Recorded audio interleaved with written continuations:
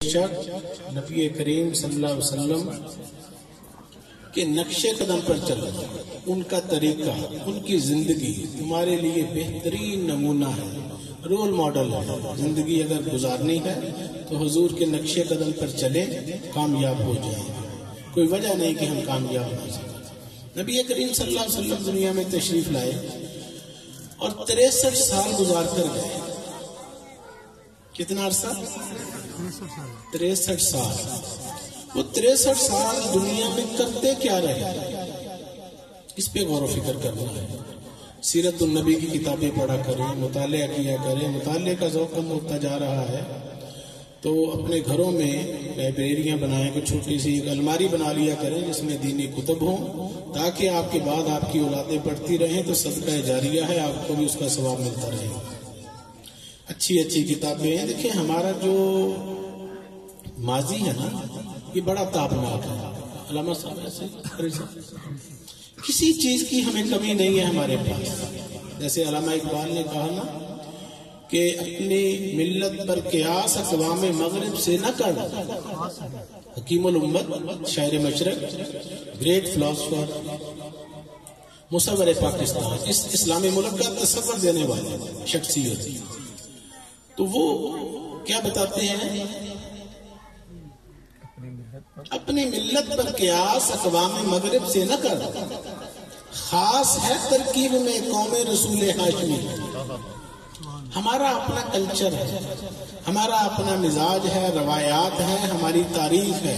ہمیں کسی سے کچھ سیکھنے کی ضرورت نہیں۔ ہم بچوں کو انگریز بنانا چاہتے ہیں، مسلمان نہیں بنانا چاہتے۔ انگلش سکھانا چاہتے ہیں، عربی نہیں پڑھانا چاہتے۔ یہ تلخ باتیں ہیں اور کڑوی گولی فائدہ مند ہوتی ہے۔ تو آج کا دور حق بات بیان کرنے کا ہے۔ اپنی زندگیوں میں اگر بدلاؤ لانا ہے تو ہمیں ہر اینگل سے غور و فکر کرنا پڑے گا کہ نبی کریم صلی اللہ علیہ وسلم نے زندگی کیسے گزاری۔ آپ کے کپڑوں پر پیوند لگے ہوتے تھے، ہمارے کسی کے لگے ہوتے ہیں؟ کئی دن آپ کے گھر میں چولہا نہیں جلتا تھا، پیٹ پر پتھر بندے رہتے تھے۔ تو پھر ہم اس نبی کی امت ہیں۔ سلام اس پر کہ جس نے گالیاں سن کر دعائیں دی۔ آپ کو گالیاں دی گئی اور جواباً دعائیں دی۔ مکے سے نکال دیا گیا دھکے مار کے، جادوگر کہا گیا، شاعر کہا گیا، کیا کچھ نہیں ہوا، مجنون کہا گیا، کوڑا پھینکا گیا، مگر حرف شکایت زبان پر نہیں آئی۔ جواب میں محبت ہی محبت۔ ملائکہ نے کہا، فرشتوں نے کہا کہ یا رسول اللہ ہمیں حکم دیں، ہم یہ بے ادبی کرنے والے جو ہیں ان کے اوپر پہاڑوں کو دے مارے۔ آپ نے فرمایا نہیں، یہ ابھی میری شان سے واقف نہیں، ان کو میرے مقام کا پتہ نہیں، ان کے آنے والی نسلوں کے اندر میں ایمان کی روشنی دیکھ رہا ہوں۔ اور پھر ایسا ہی ہوا، ان کے آنے والے جو لوگ تھے، اولادیں تھیں، ان کے اندر دین کے محافظ، دین کے جانثار پیدا ہوا۔ تو نبی پاک صلی اللہ علیہ وسلم ایک پورا نظام حیات ہمیں عطا فرما کر گئے۔ کھانا کیسے ہے، پینا کیسے ہے، تجارت کیسے کرنی ہے، بیٹھنا کیسے ہے، کلام کیسے کرنی ہے، حکمرانی کیسے کرنی ہے، گھر میں کیسے رہنا ہے، باہر کیسے رہنا ہے، سونا کیسے ہے، جاگنا کیسے ہے، عبادت کیسے کرنی ہے، روزہ کیسے رکھنا ہے۔ قرآن کہتا ہے واقعی الصلاۃ، اور ایک کو کم کرو اور نماز قائم کرو، وآتوا الزکاۃ، اور زکات دیا کرو۔ اب سوال یہ پیدا ہوتا ہے کہ قرآن کہہ رہا ہے کہ نماز قائم کرو اور زکات دو، کیسے نماز قائم کرنی ہے؟ یہ ہمیں رجوع کرنا پڑے گا حضور کے طریقے کی طرف۔ حضور کے نقش قدم پر چلتے جائیں گے، حضور کی اداؤں کے اوپر عمل کرتے جائیں گے تو دین مکمل ہوتا چلا جائے گا۔ حضور کی ادائیں، اسی کو ہم کیا کہتے ہیں؟ سنت رسول۔ کیا کہتے ہیں؟ سنت رسول۔ حضور کی ظاہری سنتیں بھی ہیں اور باطنی سنتیں بھی ہیں۔ ظاہری سنتوں میں کیا آتا ہے؟ جو کچھ ظاہر میں کیا، اور باطنی سنتوں میں کیا آتا ہے؟ جو کچھ باطن میں کیا۔ نبی کریم صلی اللہ علیہ وسلم کی باطنی سنت، آپ نے کبھی کسی سے حسد نہیں کیا. وَمِن شَرِّ حَاسِدٍ إِذَا حَسَدَ کی کوئی معمولی بات نہیں ہے. اسے اللہ تعالیٰ قرآن پاک میں ڈسکس کر رہے ہیں کہ یا اللہ مجھے حسد کے شر سے بچا، دوسروں کے حسد سے محفوظ رکھ، اور میرے حسد سے دوسروں کو بچا. یہ بہت بڑی بیماری ہے حدیث رسول کہ حسد ایک آگ ہے جو نیکیوں کو جلا دیتی ہے جیسی آگ سوکھی لکڑیوں کو. نمازیں پڑھی، حج کیے، عمرے کیے، نیکیاں کی، زکاتیں دی، اور اگر دل کے اندر کسی کے بارے میں حسد پیدا ہو گیا تو ہر چیز کے اوپر پانی پھر جائے گا. نمازیں، جیسے علامہ اقبال فرماتے ہیں، نماز و روزہ و قربانی و حج یہ سب باقی ہے، تو باقی نہیں ہے. وہ دل وہ آرزو باقی نہیں ہے، مسلمانوں میں خون باقی نہیں ہے. تو یہ سارا کچھ موجود ہے، مگر وہ جذبہ ایمانی، حسد سے دل کو پاک کرنا یہ ضروری ہے. ورنہ ایک ماچس کی تیلی پیٹرول پمپ کو تباہ کرنے کے لیے کافی ہوتی ہے. حسد کی ایک تیلی آپ کی لاکھوں نیکیوں کو برباد کر سکتی. یہ کوئی چھوٹا معاملہ نہیں. رسول پاک صلی اللہ علیہ وسلم منبر پہ تشریف فرما ہے، صحابہ کے سامنے آپ نے اپنی زبان مبارک کو پکڑا اور فرمایا کہ تم مجھے اس کی ضمانت دو، میں تمہیں جنت کی ضمانت دیتا ہوں. یہ کوئی معمولی چیز نہیں ہے کہ اللہ نے اس کو 32 دانتوں کے شکنجے کے اندر قید کر کے رکھا ہوا ہے. کیوں؟ اس کا اندر رہنا ضروری ہے. اور کانوں کو باہر نکال دیا. کیوں؟ کہ ان کا باہر رہنا ضروری ہے. سنو زیادہ، بولو کم. حدیث پاک میں آتا ہے کہ خاموشی عبادت ہے. جو خاموش رہا وہ سلامت رہا، جو سلامت رہا وہ نجات پا گیا. تو خاموش رہنا یہ زیادہ بہتر ہے. ایک چپ 100 سکھ. تو خاموش رہنا بھی سیکھے.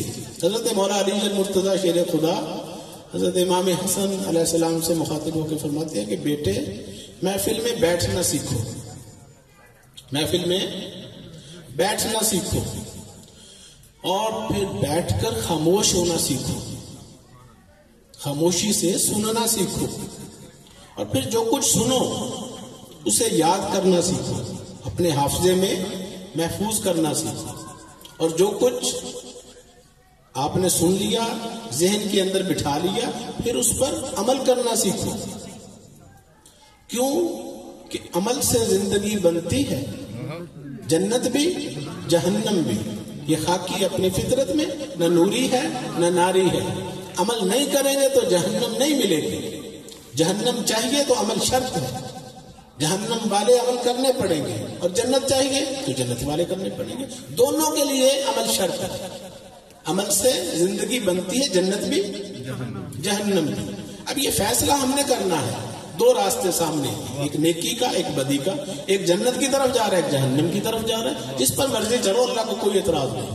بتا دیا گیا سب کچھ الحمد سے لے کر والناس تک. پورا قرآن مجید وہ ہمیں یہی بتا رہا ہے کہ بھائی اگر نیکیوں کے ساتھ زندگی بسر کرو گے تو کامیاب ہو جاؤ. توجہ ہے. اولیاء کرام بزرگان دین اس برصغیر پاک و ہند کے اندر کوئی نبی نہیں ہے، صحابہ نہیں ہے، تو پھر دین اسلام یہاں کیسے آ گیا؟ نبی تو ادھر، دین تو آیا تھا مکہ مدینے میں عرب شریف کے اندر، یہاں دین کیسے آ گیا؟ تو تاریخ ہمیں بتاتی ہے کہ اولیاء کرام بزرگان دین صوفیاء کی کوششوں سے، کاوشوں سے، محبتوں سے یہاں پر لاکھوں کروڑوں غیر مسلم کفار دائرہ اسلام میں داخل ہو گئے. ان اولیاء کرام کا سب سے بڑا کمال یہ ہے کہ انہوں نے کفرستان کو اسلام کا گہوارہ بنا دیا. ان اولیاء کاملین میں بے شمار نام ہیں.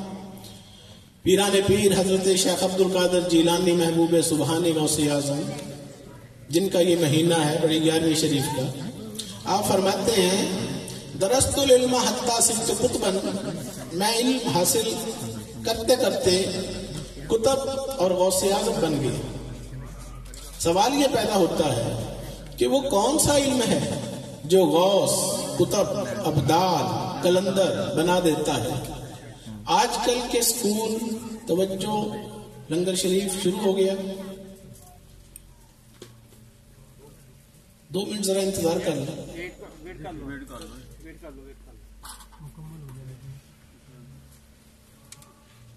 اسکول، کالج، یونیورسٹی، یہاں سے تو ہم نے کوئی اہل اللہ بن کے نکلتے نہیں دیکھے، کوئی غوث بن کے نہیں دیکھے ہم نے نکلتے، کوئی ابدال، کوئی قطب زمانہ نہیں. یہاں سے کیا بن کے نکلتے دیکھے ہیں؟ وہ ڈگریاں، ڈپلومے، سرٹیفکیٹس، کاغذ کے ٹکڑے ہاتھوں میں ہوتے ہیں اور پھر دھکے کھاتے پھرتے ہیں دفتروں میں کہ جابیں مل جائیں، کہ نوکری 2-4 ٹکے کی مل جائے. ایسا ہی ہوتا ہے. تو پھر اس کا مطلب یہ ہوا وہ علم اور ہے جو خدا رسیدہ بناتا ہے، خدا تک پہنچاتا ہے. یہ علم صرف دنیا کے گر چکر لگواتا ہے، پیسے کمانے کی حرص و ہوس، پیسہ پیسہ پیسہ، دین، ایمان، خدا، رسول، سب کچھ بن گیا ہے پیسہ. کوئی مانے نہ مانے ہے ہی ایسا. اور جنہوں نے وفا کی محمد مصطفیٰ صلی اللہ علیہ وسلم کے ساتھ کی، محمد سے وفا تو نے، تو اللہ فرماتا ہے ہم تیرے ہیں. یہ جہان چیز ہے کیا؟ یہ جہان جس کے پیچھے تو پاگلوں کی طرح بھاگا پھرتا ہے، یہ چیز ہے کیا؟ لوح و قلم تیرے ہیں. میں اپنا خدائی شہنشاہی قلم دان، لوح و قلم تیرے حوالے کر دوں. لیکن شرط کیا ہے؟ وفا کی، محمد سے وفا.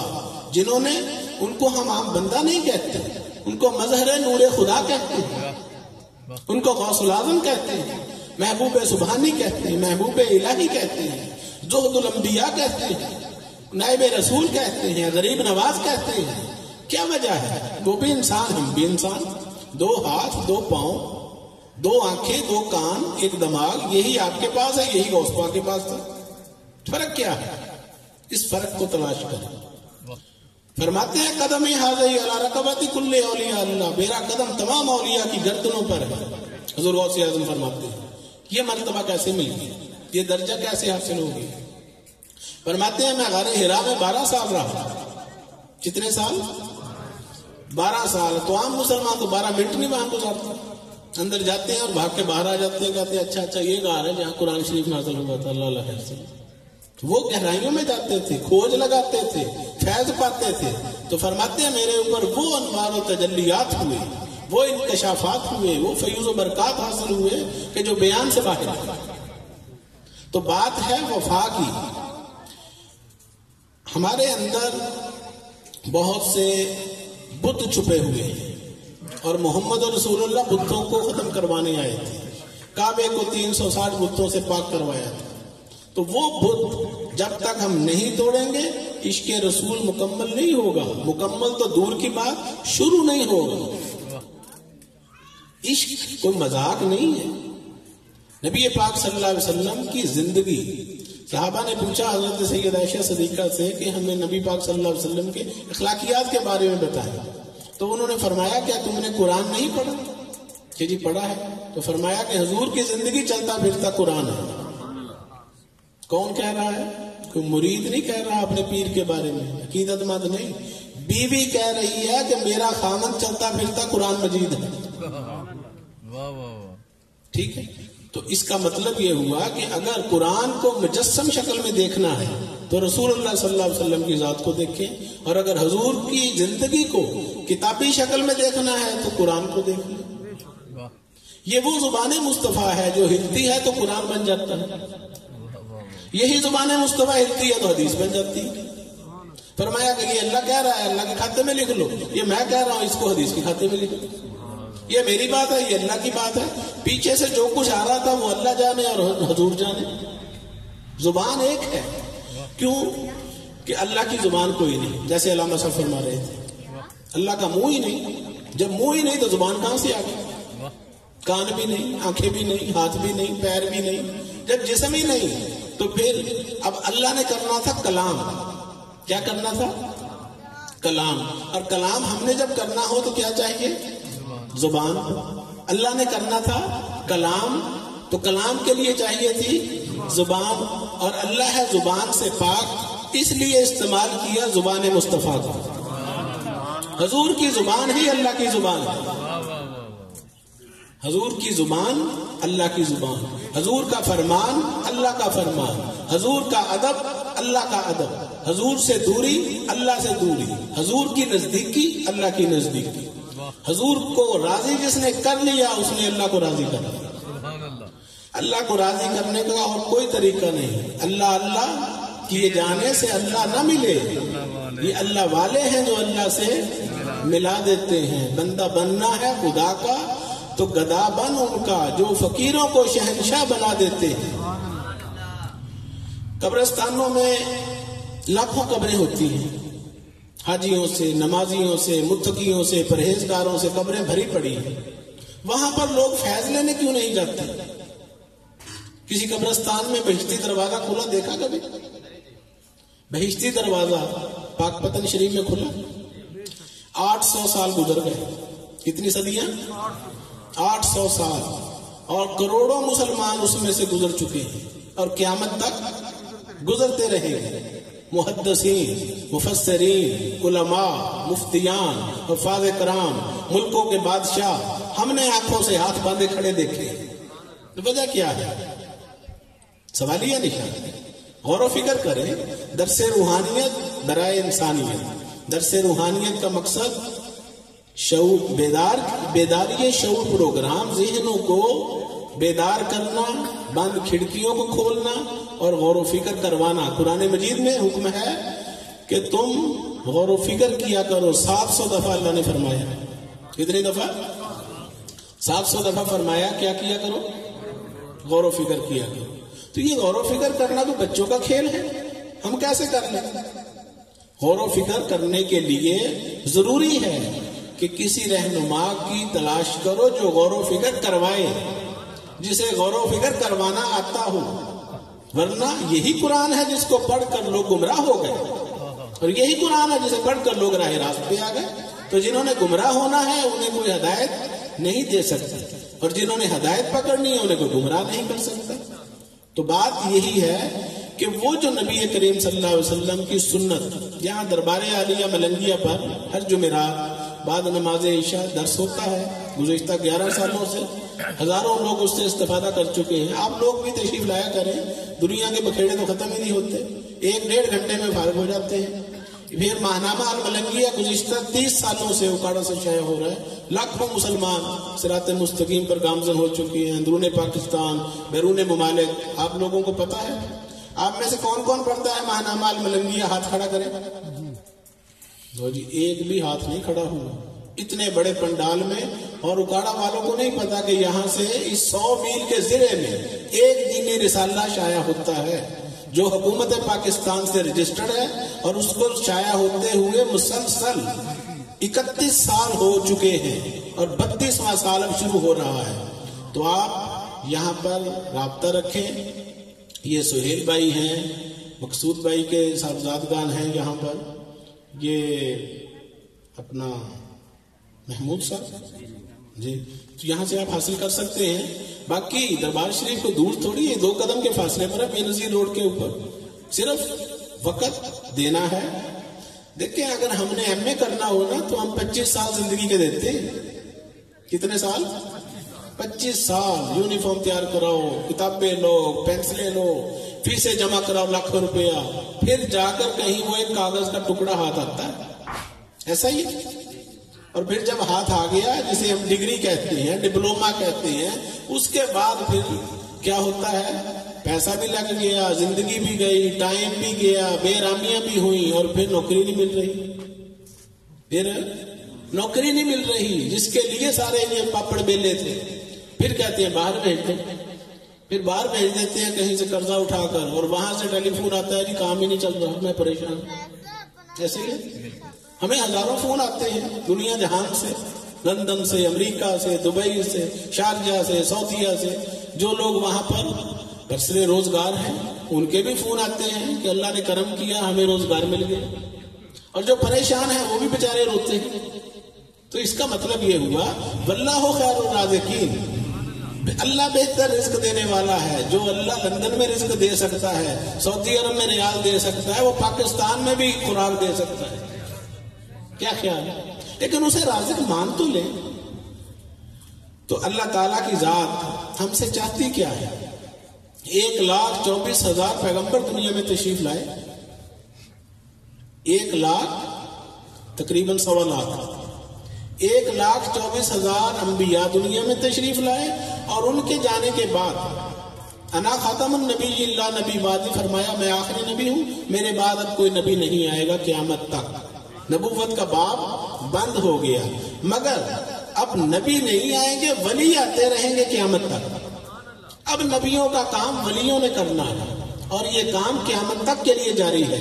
1,24,000 نبی دنیا میں آئے اور تشریف لے گئے اپنا مشن پورا کر کے، ان کے بعد لاکھوں اولیاء آئے، انبیاء، اولیاء، نبیوں اور ولیوں کا ایک ہی مشن ہے، اور مشن کیا ہے؟ اللہ کی مخلوق کو اللہ کے راستے پر چلانا، اللہ تک پہنچانا، اللہ کی طرف لو لگانا، دنیا سے، نفسانیت سے، شیطانیت سے ہٹانا اور رحمانیت کے راستے پر چلانا، روحانیت کی طرف بلانا۔ جتنے بھی انبیاء آئے، آسمان سے 4 کتابیں نازل ہوئی، توراۃ، زبور، انجیل، قرآن مجید، ان سب کتابوں کا اور صحائف کا مقصد کیا ہے؟ ان کا نچوڑ کیا ہے؟ نچوڑ صرف ایک ہی بات ہے کہ نفسانیت سے نکل آؤ اور روحانیت کی طرف آ جاؤ۔ یہ نفس، خواجہ غلام فرید رحمۃ اللہ علیہ فرماتے ہیں، نفس پلید چکیتا اساس لو پلیت نہ ہاتھ سے، ہمیں پلید کس نے کیا ہے؟ جو اندر ہمارا دشمن بیٹھا ہوا ہے۔ نبی کریم صلی اللہ علیہ وسلم نے فرمایا کہ میرے صحابہ، ہم جہاد اصغر سے جہاد اکبر کی طرف لوٹ رہے ہیں۔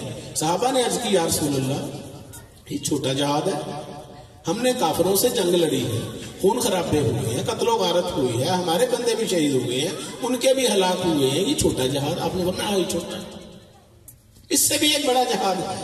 عرض کیا یا رسول اللہ وہ کون سا جہاد؟ آپ نے فرمایا جہاد بالنفس، اپنے نفس کے ساتھ لڑنا، یہ سب سے بڑا جہاد اکبر ہے۔ وہ اپنی چلواتا ہے، اپنی منواتا ہے، جو ہمارے اندر موجود ہے، اندر ہی شیطان ہے، اندر ہی رحمان ہے، اور دونوں طرف سے میسیجز آ رہے ہیں۔ تو بندگی کا تقاضا، ایمان کا تقاضا اور محبت کا تقاضا یہی ہے کہ ہم رحمانی سوچ کی پیروی کریں اور شیطانی سوچوں کی مخالفت کریں۔ اسی کو جہاد کہتے ہیں۔ یہ جو رمضان شریف کے 30 دن ہیں، یہ بھی اسی کی پریکٹس کروائی جاتی ہے کہ ہم نفس کے ساتھ لڑیں۔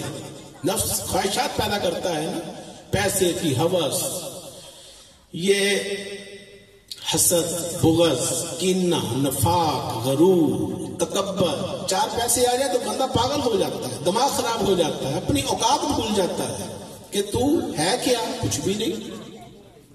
اپنی اصل کو یاد رکھنا چاہیے۔ لہاکم التکاثر حتی زرتم المقابر، ارشاد الہی، تمہیں کثرت اموال نے، مال و دولت کی ہرس، ہوس اور خواہشات نے ہلاک کر ڈالا۔ حتی زرتم المقابر، یہاں تک کہ تمہارے جنازے نکل گئے، تم قبروں میں چلے گئے، مگر تمہیں شرم نہیں آئی۔ تو مرنے سے پہلے حدیث پاک میں تموت قبل ان تموت، مر جاؤ مرنے سے پہلے، اس کی حقیقت سے آشنا ہو جاؤ۔ من عرف نفسہ فقد عرف ربہ، جس نے اپنے نفس کو پہچانا، اپنے آپ کو پہچانا، تحقیق اس نے اپنے رب کو پہچانا۔ رب کی پہچان نہیں ہو سکتی بغیر اپنی پہچان کے۔ یہ 5-6 فٹ کا ڈبہ حضرت انسان، سر سے لے کر پیروں تک، یہ کوئی معمولی چیز ہے؟ یہ بہت بڑا راز الہی ہے۔ یہ کیا ہے؟ راز الہی۔ الانسان سری وانا سرہ، ارشاد الہی، انسان میرا راز ہے اور میں اس کا راز ہوں۔ تو اس راز کو سمجھنا ہے۔ وفی انفسکم افلا تبصرون، میں تمہارے اندر ہوں، تم مجھے دیکھتے کیوں نہیں؟ تمہیں دنیا میں آئے ہوں گے اتنے دن ہو گئے، اتنے سال ہو گئے، تمہارے بال سفید ہو گئے، تم نے مجھے دیکھا ہی نہیں، مجھے پہچانا ہی نہیں، میرے ساتھ دوستی ہی نہیں کی۔ وجہ اس کی یہ ہے کہ اس کے دشمن کے ساتھ دوستیاں، جو اللہ چاہتا ہے ہم اس کا الٹ کرتے ہیں۔ اللہ چاہتا ہے کہ دوسرے سے نفرت نہ کرو، محبت کرو مہربانی تم اہل زمین پر، خدا مہرباں ہوگا عرش بری پر۔ دوسروں کے ساتھ بھلا کرنا، یہی جو ہے رسول پاک کا مشن رہا ہے۔ حضور دنیا میں کیا کرنے آئے تھے؟ محبتیں بانٹنے آئے تھے، نفرتیں مٹانے آئے تھے، محبتوں وما ارسلناک الا رحمۃ للعالمین، اے محبوب میں نے آپ کو تمام جہانوں کے لیے رحمت بنا کر بھیجا۔ کیا بنا کر بھیجا؟ رحمت ہی رحمت بنا کر بھیجا. نجران کے عیسائیوں کا وفد آیا تو نبی پاک صلی اللہ علیہ وسلم نے مسجد نبوی کے اندر مہمان نوازی فرمائی. کن کی؟ عیسائیوں کی. اور ہم کیا کہتے ہیں؟ جن کو ہم کافر کہتے ہیں، ہم ان کو مشرک کہتے ہیں وغیرہ وغیرہ، ان کی مہمان نوازی فرمائی اور اپنے ہاتھوں سے دسترخوان کے اوپر آپ کھانا رکھ رہے تھے. صحابہ نے عرض کی یا رسول اللہ ہم جو حاضر ہیں. فرمایا کہ نہیں، میرا جو وفد نجاشی کے دربار میں گیا تھا وہاں جو ان کا استقبال ہوا تھا، جو ان کی خدمت ہوئی تھی، میں اس کا حق ادا کرنا چاہتا ہوں اپنے ہاتھ سے. نماز کا وقت عبادت کا ہوا تو آپ نے فرمایا کہ بھائی ہم بھی اسی اللہ کی عبادت کرتے ہیں جس کی تم کرتے ہیں. تم جس خدا کی عبادت کرتے ہو اسی کی ہم کرتے ہیں. یہ اللہ کا گھر ہے، مسجد ہے، تم بھی کرو ہم بھی کرتے ہیں. ہم اپنے طریقے سے کرتے ہوں اپنے طریقے سے کرتے ہیں. یہ ہے وسعت جو محمد مصطفیٰ صلی اللہ علیہ وسلم ہمیں دے کر گئے. تنگ نظریوں سے ہم نے دین کو محدود کر دیا اور نفرتیں اتنی بڑھا لی کہ ایک مسلمان جو ہے وہ دوسرے مسلمان کی مسجد میں نہیں جانا چاہتا. مسلمانوں کی مسجد میں نہیں جا سکتا. وہ کہتے ہیں جی یہ ہماری نہیں ہے. یہ بھی کس کی ہے؟ مسجد اللہ کا گھر، حرم پاک بھی، اللہ بھی، قرآن بھی ہے. کچھ بڑی بات تھی ہوتے جو مسلمان بھی ہے، فرقہ بندی ہے کہیں اور کہیں جاتے ہیں. کیا زمانے میں پنپنے کی یہی باتیں ہیں؟ ہمیں پوچھتا کوئی نہیں ہے. 60-70 ممالک ہیں اسلامی اور کسی ایک کے پاس ویٹو پاور نہیں ہے یونائٹڈ نیشن میں، اقوام متحدہ کے اندر. تو ہماری حیثیت ہمیں آگے بڑھنا پڑے گا، محبتیں بڑھانی پڑیں گی. انسان اللہ کا راز ہے، اس راز کو سمجھے. لقد خلقنا الانسان فی احسن تقویم. ارشاد الہی میں نے انسان کو احسن ترین صورت پر، احسن انداز میں پیدا کیا. خلق آدم علی صورتہ ہی، میں نے آدم کو اپنی صورت پہ پیدا کیا. ابھی علامہ صاحب آپ کو کیا بتا کر گئے؟ اللہ کا منہ ہے، صورت ہے، تو اللہ ہی تو فرما رہا ہے کہ خلق آدم علی صورتہ ہی، میں نے آدم کو اپنی صورت پہ پیدا کیا. باتیں ہزار ہیں، وقت کم ہے، تشریف لایا کریں دربار شریف پر، آپ کو سمجھ آئے گی.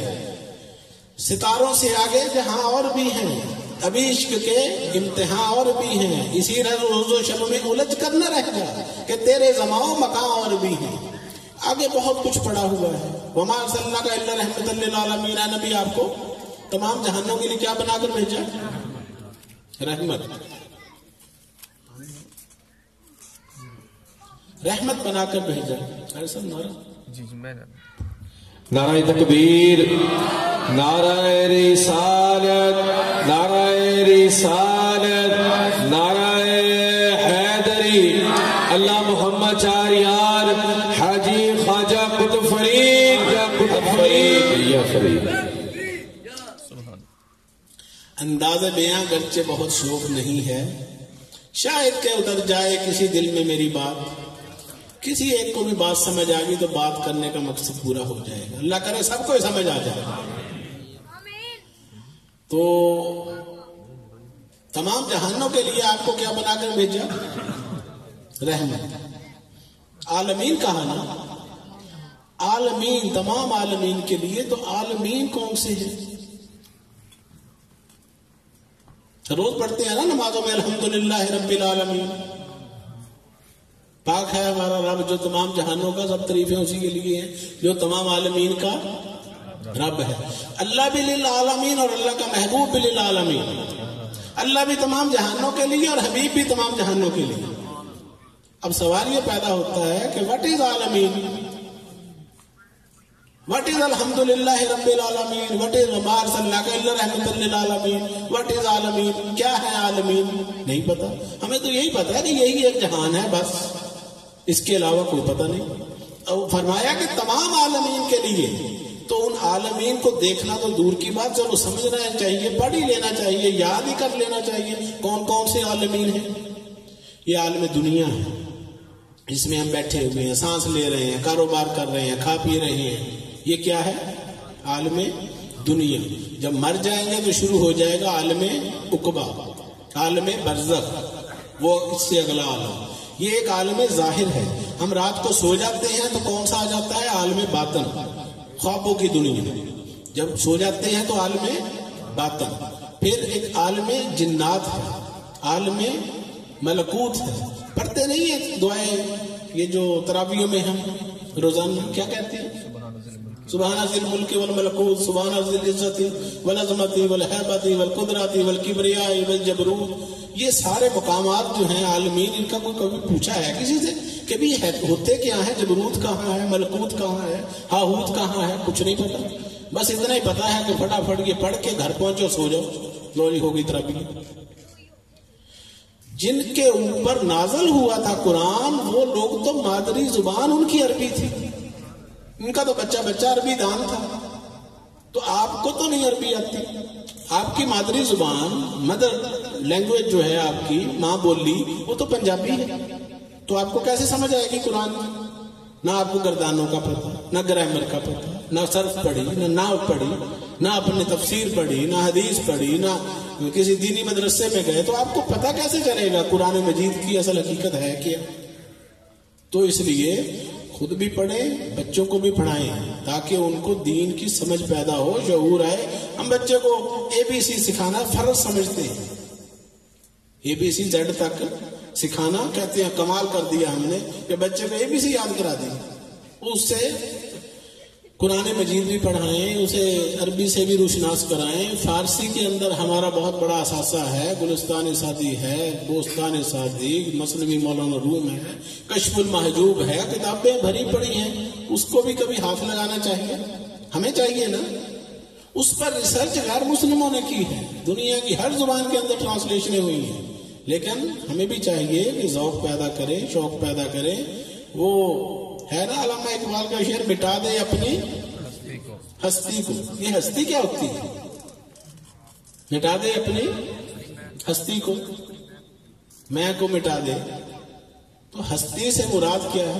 وہ ہستی سے مراد یہی ہماری کھڑمستی، اس کو مٹا دے۔ یہ کھڑمستیاں جو ہیں نا، اس کو مٹانے سے ہی پاک ہستیاں بنی، جن کو ہم کہتے ہیں داتا گنج بخش علی اجمیری، حضرت خواجہ معین الدین چشتی اجمیری، حضرت مجدد الفسانی، حضرت بہاؤدین ذکریہ ملتانی، لال شہباز قلندر، جلال الدین رومی، بشر حافظ، ذوالنون مصری، حضرت جنید بغدادی، با یزید بستامی، ابو علی شاہ قلندر، نظام الدین اولیاء، بابا فرید گنج شکر، حضور ملنگی بابا اولیاء، یہ تمام ہستیاں، اتنے ہزاروں نام ہیں، رات پوری گزر جائے نام ہی نہیں ختم ہوتے۔ یہ سب بھی انسان ہی تھے نا، تو کیا کرتے تھے؟ نہ کسی کے پاس کوئی دولت تھی، نہ کسی کے پاس کوئی بلڈنگیں تھی، نہ بینک بیلنس تھے، تو ان کے پاس کون سا ایسا کمال تھا؟ بعض تو ایسے ہوئے ہیں کہ جن کے پیروں میں جوتا نہیں ہوتا تھا، کپڑا نہیں ہوتا تھا پاس، یہ فقر محمدی کے وارثین ہیں۔ محمد رسول اللہ صلی اللہ علیہ وسلم کے کپڑوں میں پیمند لگے ہوتے تھے۔ اس سنتوں کو زندہ رکھنے والی یہی ہستیاں ہیں جنہوں نے کچھ نہیں بنایا، صرف اپنے اللہ کو منایا، اپنے نبی کی ہر بات کو اپنایا، تو پھر انہوں نے بلند رتبہ پایا۔ ہم نفس کے پجاری لوگ ہیں، گھٹیا لوگ ہیں، گھٹیا دنیا میں رہے، دنیا داروں میں رہے، ان میں رہتے رہتے ان جیسے گھٹیا بن گئے۔ تو قصور آپ کا نہیں ہے، قصور اس سوسائٹی کا، اس معاشرے کا ہے۔ آپ نے اعلیٰ صحبت اختیار نہیں کی، اہل اللہ کے پاس نہیں بیٹھے، صالحین کے پاس نہیں گئے، ملائکہ نے ہماری تربیت تو نہیں کی۔ اسکولوں میں گئے تو وہاں بھی دنیا دار لوگ تھے، کالجوں میں گئے تو وہاں بھی ایسا ہی تھا، تو کاروبار کیے تو وہاں بھی وہی نفسانی لوگ تھے۔ تو اس سے کیا ہوا؟ وہی رنگ ہمارے اوپر چڑھ گیا۔ آپ چور سے یاری لگا لیں تو چوری شروع ہو جاتی ہے، ایسے شرابیوں سے جس کی دوستی ہوگی وہ شرابی بن جائے گا، تو جس کی دوستی اللہ والوں کے ساتھ ہوگی وہ اللہ والا ہو جائے گا، وہ ولی اللہ بن جائے گا۔ تو ولی اللہ کس کو کہتے ہیں؟ اللہ کا دوست۔ اور دوست کس کو قرآن مجید میں آتا ہے، الا ان اولیاء اللہ لا خوف علیہم ولا هم یحزنون، سورہ یونس کے یاد رکھو۔ اللہ کے دوستوں پر، اللہ کے ولیوں پر نہ کوئی خوف ہے اور نہ کوئی غم، نہ اس دنیا کا نہ اگلی دنیا کی۔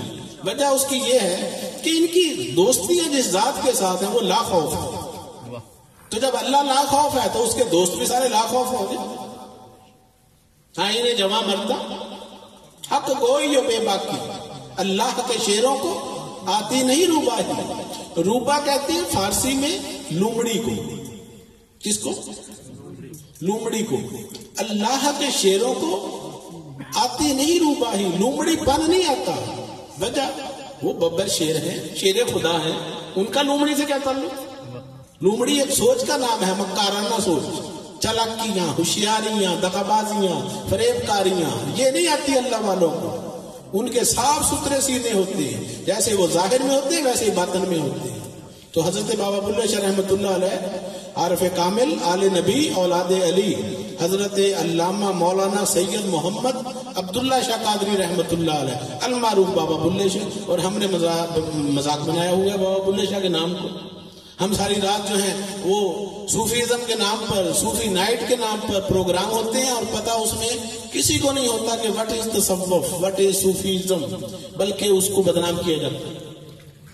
تصوف مغز قرآن ہے، مغز اسلام ہے. تصوف اگر اسلام میں سے نکال دیں تو پیچھے صرف منافقت رہ جاتی ہے. اسلام میں سے یہ بات ذہنوں میں بٹھا لیں، کوئی سوال کرتا ہے تو آپ بتا سکیں کہ اسلام میں سے اگر تصوف کو نکال دیں تو پیچھے کیا رہ جاتا ہے؟ منافقت. اور تصوف کس چیز کا نام ہے؟ صفائے قلب و باطن، جیسا ظاہر ویسا باطن، صاف ستھرے دل والے، ان کو کہتے ہیں صوفیہ. ان کی نگاہ کیمیا سے یہاں 99 لاکھ کفار مسلمان ہو گئے. وہ کیسے ہو گئے؟ ہم نے تو کبھی ایک مسلمان نہیں کیا. یہ جتنے علماء ہیں ان سے آپ مجھے کتنے مسلمان کیے ہیں، تو ایک کبھی کا نام نہیں آئے گا. تو ان اولیاء کاملین نے اپنی نگاہ کیمیا سے، اپنی قربانیوں سے، اپنی محنتوں سے یہ پورا خطہ جو ہے، آج پتہ نہیں ہے، ہم لوگ جو ہیں وہ مندروں میں بیٹھے گھنٹیاں بجا رہے ہوتے، مورتیوں کے آگے بیٹھے بھجن گا رہے ہوتے. یہ کمال کن کا ہے؟ یہ ان ہستیوں کا ہے جن کو کیا کہتے ہیں؟ اہل اللہ. قرآن مجید ان کو متقین کہتا ہے، صالحین کہتا ہے، اولیاء اللہ کہتا ہے. اولیاء نہیں کہا کہ یہ نہ سمجھے کہ صرف ہے یہ اولیاء اللہ، بلکہ ان کے ساتھ ہے اولیاء اللہ. اللہ کہتا ہے یہ میرے دوست ہیں. آپ کی دوستی اگر ملک کے بادشاہ کے ساتھ ہو تو آپ کو خوف ہوگا ایس ایچ او کا؟ نہیں ہوگا. ڈی سی کا، ایس پی کا، کسی کا ڈر خوف نہیں ہوگا. آپ کو بتائیں میری دوستی بادشاہ کے ساتھ ہے، یہ تو سارے نوکر چاکر ہیں. تو اولیاء اللہ جو ہیں ان کی دوستیاں اللہ کے ساتھ ہیں، اور اللہ بادشاہ ہے، شہنشاہ ہے. تو اسی طرح کی بادشاہیاں ان کو عطا ہوتی ہیں. ان کے بارے میں اللہ فرماتا ہے میں ان کے ہاتھ بن جاتا ہوں، ان کے کان بن جاتا ہوں جس سے سنتے ہیں، میں ان کی آنکھیں بن جاتا ہوں جس سے وہ دیکھتے ہیں، میں ان کی زبان بن جاتا ہوں جس سے وہ بولتے ہیں. تو اس کا مطلب کیا ہوا؟ اللہ سمجھانا کیا چاہ رہا ہے؟ اللہ اپنی قربت بتلانا چاہ رہا ہے کہ ان کے پاس آنا، میرے پاس آنا، ان کو کچھ سنانا، مجھے سنانا، ان کا کسی پر نگاہ کرنا، میری ہی نگاہ کرنا. نگاہ مرد مومن سے بدل جاتی ہیں تقدیریں. جو ہو ذوق یقین پیدا تو کٹ جاتی ہیں زنجیریں. اگر نگاہ مرد مومن سے تقدیریں بدل جاتی ہیں تو پھر ہم تقدیریں بدلواتے کیوں نہیں؟ اس لیے کہ ہماری نظر میں کوئی مرد مومن ہے ہی نہیں. کیوں قاری صاحب؟ اگر آپ مرد مومن ہوں ان سب کی نظر میں تو یہ روزانہ آپ کے پاس پہنچ جائیں ہماری تقدیر بدل دو. اس لیے کہ یہ آپ کو مومن نہیں مان رہے. مومن کا درجہ الگ ہے، مسلمان کا درجہ الگ ہے. لا الہ الا اللہ محمد رسول اللہ کہہ دینے سے آپ مسلمان بن سکتے ہیں، مومن نہیں بن سکتے. اس کے لیے محنت درکار ہے. الصلاۃ معراج المومنین، نماز کس کی معراج ہے؟ مومنین کی معراج ہے، مسلمانوں کی نہیں ہے. اگر مسلمانوں کی معراج سمجھ لیا جائے نماز کو تو آپ بتائیں کسی کو معراج ہوئی؟ بچپن سے لے کر آج تک آپ نمازیں پڑھتے آ رہے ہیں، کبھی معراج ہوئی؟ نہیں ہوئی. وجہ یہ کہ درجہ مومن حاصل نہیں ہوا. جب مومن کے مقام پر پہنچیں گے تو معراج بھی ہوگی، دیدار بھی ہوگا اور جلوہ یار بھی ہوگا. بات صرف اتنی سی ہے. ایک نبی پاک صلی اللہ علیہ وسلم آخری بات سے کسی نے عرض کیا کہ یا رسول اللہ جنت کتنی دور ہے؟ آپ نے فرمایا اپنا ایک پاؤں اپنے نفس کے اوپر رکھ تو تمہارا دوسرا قدم جنت میں ہوگا. تو بس یہ نفس جو اندر ہمارے چلاکیاں کر رہا ہے ہمیں نیکیوں کی طرف نہیں جانے دیتا ہے. حسد، بغض، کینہ، نفاق، غرور، تکبر، چغلی، غیبت، بغاوت، انا پرستیاں، جھگڑے، فساد، تیری میری، ذات پات، قوم قبیلے، برادریاں، پیسہ، ہرس، ہوس، یہ سارے وہ بت ہیں جو ہمارے اندر موجود ہیں اور ان کی پوجا ہو رہی ہے. اور جب تک ان بتوں کو باہر نہیں نکالیں گے عشق رسول شروع نہیں ہو سکتا۔ نبی پاک صلی اللہ علیہ وسلم نے کبھی کسی کو پوری زندگی گالی نہیں دی، کبھی کسی کو گالی نہیں دی۔ تو اگر محبت رسول ہے تو نقش قدم پر چلے۔ نبی پاک صلی اللہ علیہ وسلم کو کبھی غصہ نہیں آیا، کیا کبھی غصہ نہیں آیا؟ وجہ یہ غصہ حرام ہے اور نبی حرام کام کر نہیں سکتا۔ تو ہم نے اپنی زندگیوں پر غور و فکر کرنا ہے، ہم حرام کام کر رہے ہیں کہ نہیں۔ اگر محبت ہوگی تو آپ کو غصہ نہیں، آپ درگزر آئے گی، آپ کے اندر نرمی پیدا ہوگی، رحم دلی آئے گی۔ تو یہ سب کچھ ہوتا ہے شیطان کی طرف سے، اس سے ہم نے ذہنوں کو ہٹانا ہے اور اللہ کی طرف لگانا ہے۔ تو اسی کو رب کا پانا کہتے ہیں۔